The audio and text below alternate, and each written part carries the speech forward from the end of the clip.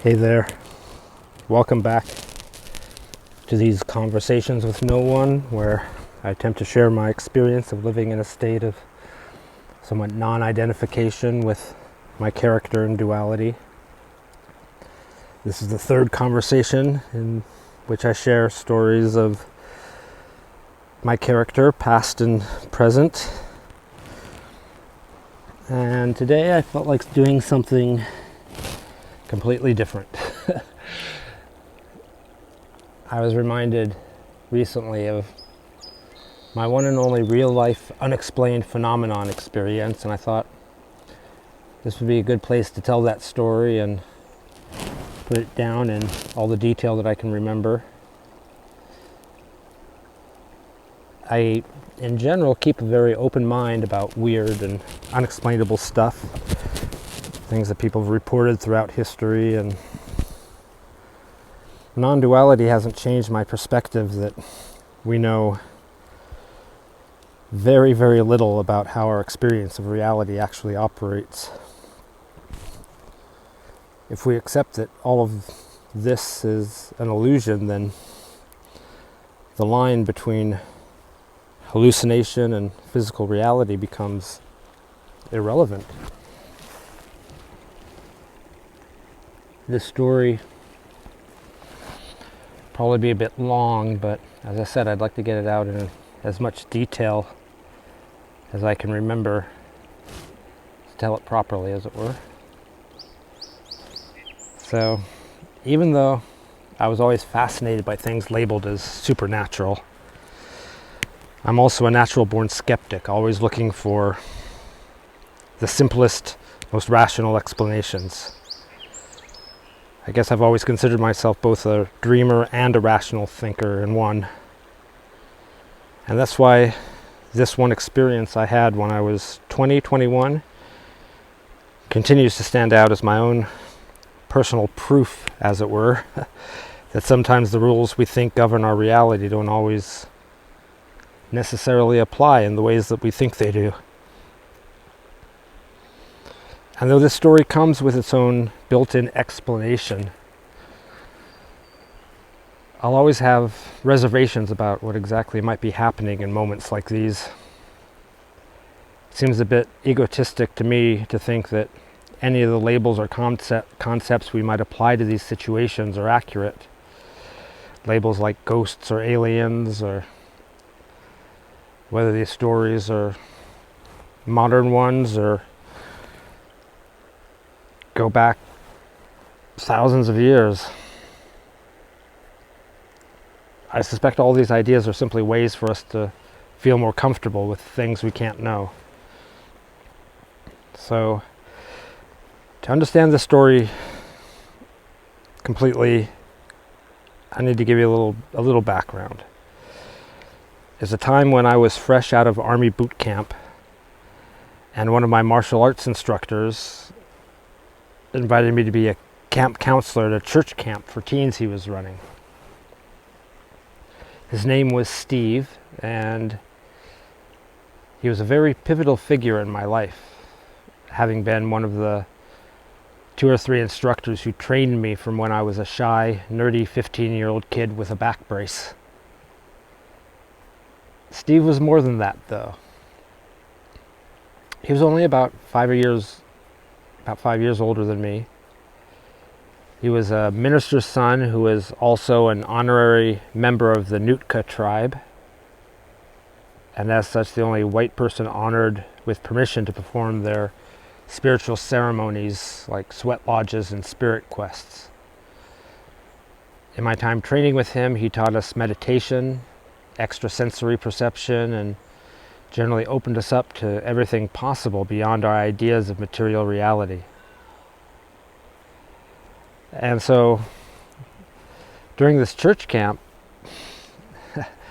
it was a little more unusual than I think most church camps would be, as he had us participating in nighttime rope hikes where we walked through silence, through pitch black woods. He brought in a past life regression hypnotist, an aura reader, and when we were playing capture the flag, he appeared to be able to locate the opposition by sensing their hiding places from far away. He'd sort of look up and say, "Hey, there's someone hiding behind that tree up there on that hill." And having already studied a lot of the ideas and concepts he shared, I was pretty open to everything, but also reserved judgment that any of this was real. I was fascinated with all of it, but wasn't ready to believe in anything specific. So I enjoyed getting caught up in all of these things without getting carried away, if that makes sense. The first night at this camp for high school kids, out somewhere near the Olympic National Forest, the first night was before the kids actually arrived. It was just the meeting the fellow counselors, getting set up. And after dinner, Steve and I took a walk to what he told me was one of his favorite spots. There is a large boulder on the edge of the forest overlooking a Christmas tree farm where the trees were only about waist high. So we sat on that rock and talked about a lot of things. But at some point he began telling me that this camp area was particularly meaningful to him, as he'd been going there since he was a little kid. He told me that it was the site of a power spot, which he described as a place on Earth with a high collection of power, energy, either brought on by natural circumstances, like the alignment of stars, or through human interaction, like Native American ceremony or burial grounds. He told me that he'd visited this spot many times over the years and had developed a sort of relationship with the energy there. And then he asked me if I'd like to see it. Of course, I immediately said yes. The idea of actually experiencing something myself was way too exciting to even think about passing up. So we hopped off the boulder and started walking to the woods, aiming for a wide path that ran parallel to the forest for a ways before disappearing inside of it. And as we walked, he gave me instructions on how to behave. He said I should relax and clear my mind of any thoughts or fears, especially when we entered the woods. So we walked for a couple of minutes alongside the forest, and as we did, I diligently practiced a technique for spiritual protection I'd read about somewhere, and entailed doing deep breathing exercises while envisioning breathing in light with each inhale and holding it in my center, visualizing it feeding a bright sun, and then exhaling the light into a protective egg around me. So again, I had no idea whether any of this was real or any of that was true, but that's what I did. Now, skeptics out there would probably say I was well primed to be highly suggestible to imagining just about anything, and you'd be right. It's a perfect setup for creating expectations, except for how the story ends. So as we walked outside of the woods, he asked me if I felt anything. And I wasn't feeling anything at all when he asked, so I didn't experiment, where I walked back the way we came for a moment. And it seemed as if walking away felt a bit like walking downhill.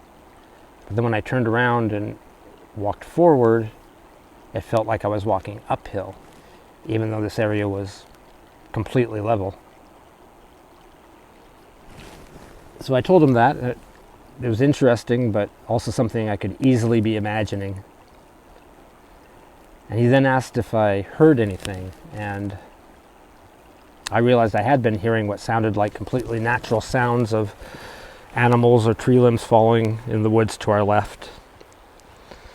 And when I told him that, he looked pleased and said, "Yeah, it's there and it's been following us." And then, if that wasn't suggestive enough, he told me that if at any point I felt like a hand had shoved me from behind, not to turn around.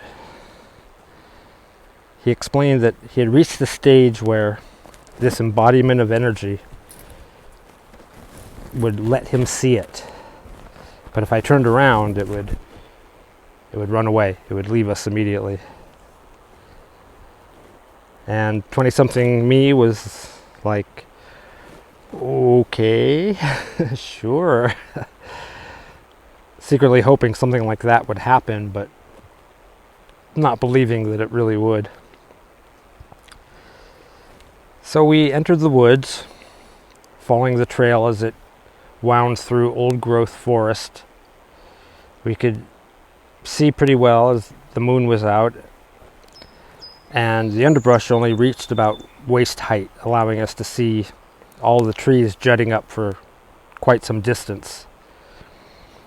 And we walked in silence for about 5 to 10 minutes when he suddenly stopped and declared we were there.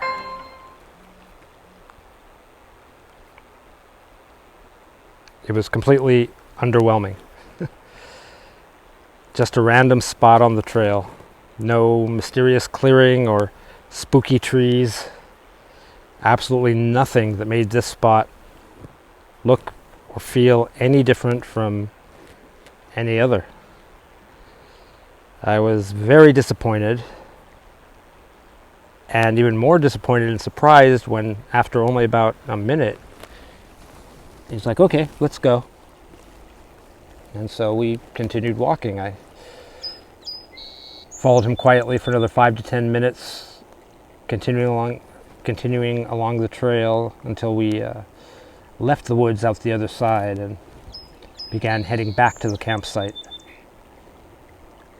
The area was still surrounded by trees, but there were also large areas of grass, and it was quite open. And he said, "Well, we're out of the area now where the power spot is. You can relax." And he started asking me about what I thought and what I had felt. So I relaxed and began to, diplomatically as possible, share my disappointment that I didn't sense anything at all out of the ordinary. We were walking side by side, me to the left and him to my right, when all of a sudden my body turned and walked right in front of him towards some bushes and a large clearing. I can only describe the sensation as being like riding a bicycle where the wheel suddenly turns independent of the handlebars. You're steering straight, but you're moving in a different direction. I was trying to walk forward, but my body literally turned of its own accord. It was really exciting. My first thought was I better let him know that I wasn't doing this on purpose. And that's pretty much exactly what I said. "Steve, I'm not doing this." And his response, he immediately said, "Stop. Don't let it control you." And that was a real bummer, because I was really enjoying the experience of my body moving without my control. It was fascinating, and I wanted to experience it more. I wanted to see what would happen. But I felt he knew best, so I stopped myself at the edge of the bushes. And when I stopped my feet, my upper torso bent forward like I'd had a lot more momentum than I actually did. I wobbled there for a moment before I was able to gain my balance. And after just a moment, we continued walking. And that's when he told me he had lied to me. He said he was also disappointed that nothing had happened to me, so he tricked me to think we were out of the area when in reality we were still in it. He told me he had brought other people out there and had seen them picked up and thrown into the bushes. And my first thought was, damn it, that would have been awesome. And our walk back was uneventful, though at one point he asked me if I thought the other camp counselors were awake. I played along and consulted my intuition and told him that I thought everyone was probably asleep, to which he replied that one of his good friends was most likely still awake as he was a night owl. Turns out everyone was sound asleep, so point to me, I guess. He also asked me the next morning whether I remembered my experience or if I'd had any dreams, and he seemed surprised to hear that I remembered it all and believed it had happened, but slept soundly. He told me that others usually blocked out the experience or chalked it up to their imagination. And I might have done that, being as skeptical as I was and well aware of the power of suggestion. But when he had told me to relax, I had completely dropped my guard. My open mind and spiritual egg of light visualization disappeared, and I was fully engaged in my thoughts describing my disappointment. I think if I'd only heard or felt things, maybe even if I'd seen something, I could have easily chalked it up to the imagination of the moment. But the sensation of my body being controlled wasn't something I could explain. Still can't. Disappointingly, I just took it all in stride, though. I never even thought about going back there and trying again. And I don't even remember where that camp was or what it was called. I had a great week being a camp counselor and didn't really think about it again until sometime afterwards. My entire response was like, well, that was something. And I moved on with my life, accepting that I had experienced something supernatural, but not making any big deal out of it. No idea why I reacted that way, but I haven't hesitated to share this story many times with friends over the years, so I wasn't dismissing the experience or blocking it out. I don't know what it all meant, but for me it was as real as any of the experiences I've had. And that's it. I'd love to know more, but I haven't even bothered to try. I still have a connection with Steve and thought about reaching out to talk about it, even just to find out the name of the camp so I could maybe go and find it again, but I haven't so far. Not sure if I ever will, but I guess it could happen someday. So thanks for listening, and I hope you enjoyed that bit of departure from my usual sharings. Hope you have a great day. Take care.